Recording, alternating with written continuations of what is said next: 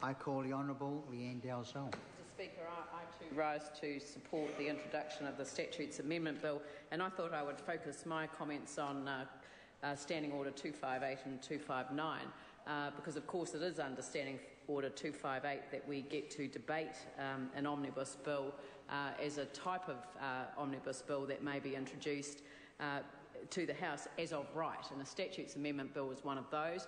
And the reason that it is in the list of things that can be dealt with by way of an omnibus bill is because of its uncontroversial nature.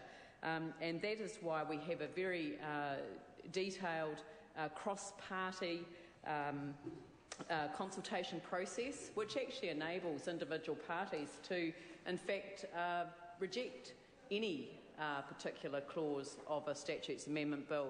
And I think that's a very good process. It means that when the bill does arrive in this House, it does have general agreement, and subject to the comments that my very good associate, who I was delighted to actually delegate the responsibility of Statutes Amendments Bill for the Labour opposition, I felt that, subject to his comments, which is that sometimes there is a little tendency for officials to slip in a little bit of policy when somebody's not looking very closely, because of course the idea of dealing with relatively minor technical amendments that don't meet the sort of totally non-controversial nature required of a Statutes Amendment Bill has been a frustration that many of us who've been in government have experienced over a number of years.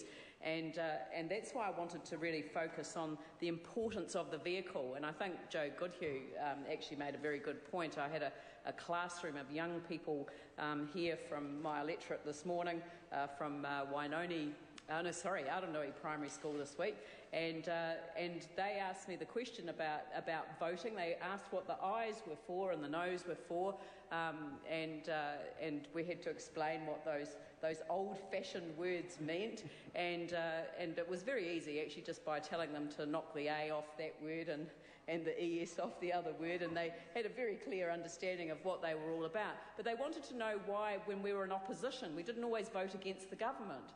And they didn't quite get that. They thought that the role of the opposition was to vote against the government.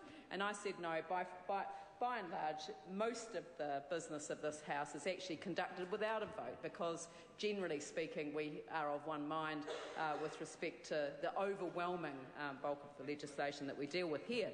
But unfortunately, our friends in the media are not, of course, so interested in the times that we agree with each other.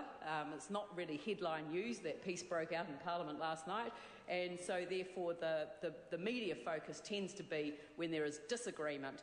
So this is a very good vehicle. It was one of my drivers behind having a regulatory improvement bill. We have the business law reform bill as now an agreed business committee decision around the introduction of an annual business law reform bill, which enables a range of legislation to be addressed as an omnibus bill, instead of having to have just the one subject matter dealt with in the legislation. And that's been a very useful way of dealing with business law reform. The regulatory improvement bill, which was my personal contribution to the omnibus bills, or the suite of omnibus bills that we now have, was really designed to pick up those particular instances where things didn't quite meet the standard required for statutes amendment, and that there may have been an element of controversy, or it may not be just a minor technical amendment, but the amount of red tape that could be cut, or the amount of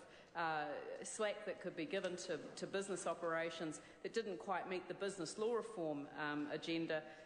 Might be an amendment to the Resource Management Act, it might be an amendment to the Employment Relations Act, something like that. It could actually be dealt with in the regulatory improvement framework as well. So we're very much in favour of omnibus bills that are able to be read together, as it were, within a sensible frame, and in this case, statutes amendment having a number of pieces of legislation tidied up in one hit. I think it's a very positive piece of legislation, and I'm happy to see it go to the Justice and Electoral Select Committee, I believe. Is that where it's going? I don't know if I heard the Minister say where it was going, but it's definitely not coming to the Commerce Committee, and I'm very pleased about that.